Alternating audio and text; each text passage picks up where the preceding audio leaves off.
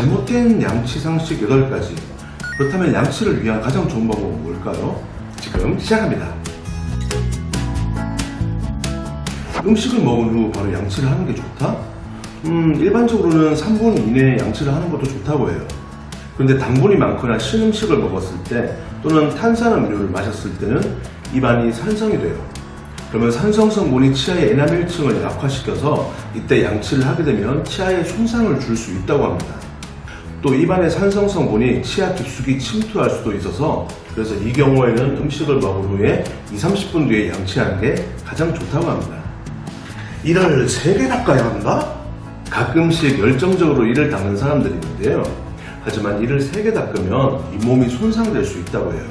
그래서 밑에서 위로 빗자루를 쓸듯이 가볍게 닦아주는 게 좋다고 합니다. 양치법 중에 폰지법이라는 방식이 있는데요. 이 폰지법으로 양치를 할 수 있는 칫솔이 바로 이 폰지 칫솔이에요. 이 폰지 칫솔은 브러쉬가 회전하면서 원형으로 닦아주는 효과가 있기 때문에 잇몸 마사지와 염증 예방 효과가 있다고 합니다. 이는 오래 닦을수록 좋다? 이를 오래 닦으면 치아가 더 깨끗해질까요? 오히려 너무 오래 닦으면 잇몸에 상처가 나거나 치아 마모를 유발할 수 있다고 해요. 그래서 지나치게 오래 닦는 것보다는 꼼꼼하게 닦는 게 더 중요합니다. 이 폰지 칫솔은 또 360도 회전 방식으로 손목에 무리가 가지 않기 때문에 좀 더 편안한 양치를 할 수 있겠네요. 양치만 하면 모든 치아가 깨끗해진다? 양치도 중요하지만 치아와 치아 사이 치간의 음식물 찌꺼기 제거가 중요해요.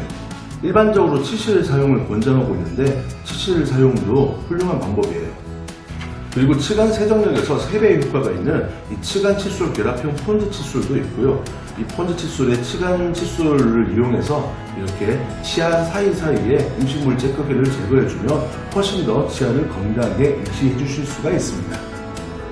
칫솔은 큰 게 좋다? 무조건 큰 칫솔보다는 구석구석 꼼꼼히 닦아주는 칫솔이 좋아요.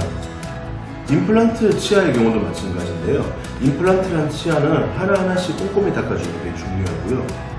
어린이의 치아의 경우에도 하나씩 꼼꼼하게 닦아주는 게 좋다고 해요. 그리고 성인의 경우도 마찬가지로 어금니의 경우에는 하나씩 꼼꼼하게 닦아주면 더 도움이 됩니다. 실제로 일본에서도 또 작은 칫솔을 쓰는 경향이 있다고 하네요. 이렇게 폰지 칫솔은 원브러쉬와 투브러쉬 이렇게 2가지로 나눠져 있는데요. 또 원브러쉬로는 치아 하나하나를 꼼꼼하게 닦을 수 있어서 훨씬 더 다양하게 사용될 수 있을 것 같네요. 이는 아무 때나 닦아도 좋다? 양치를 하는데 아침이 좋을까요? 저녁이 좋을까요? 잠을 자는 중에도 플라그 생성이 증가되기 때문에 아침에 양치를 해주면 좋다고 합니다. 하지만 하루 종일 여러 가지 음식을 먹고 또 음료수를 마시기 때문에 저녁 자기 전에 닦는 게 매우 좋다고 해요. 이 양치는 어릴 때부터의 습관이 필요한데요. 또 유아나 어린이도 쉽게 사용할 수 있는 폰지 칫솔 어린이용 상품도 있어요. 갓난아기부터 3살까지는 이 폰지 칫솔 유아용 칫솔을 통해서 작은 치아도 꼼꼼하게 닦을 수가 있고요. 또 만약에 치아가 빠진 부위가 있더라도 또 안전하게 닦아주실 수가 있어요. 그리고 4살부터 7살을 위한 칫솔도 있는데요. 이렇게 보시다시피 특징이 성인 칫솔에 비해서 좀 더 작아서 어린이들의 그 작은 치아에 훨씬 더 효과적으로 양치를 할 수가 있고요. 그리고 이 작은 칫솔의 경우에는 또 부모님들께서 아이들의 치아를 닦아주실 수가 있어요.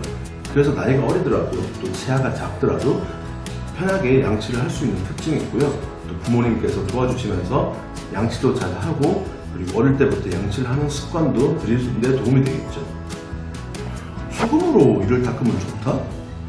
치아에 통증이 있거나 잇몸 질환이 있을 때 살균 소염 작용을 기대하기 때문이라고 해요.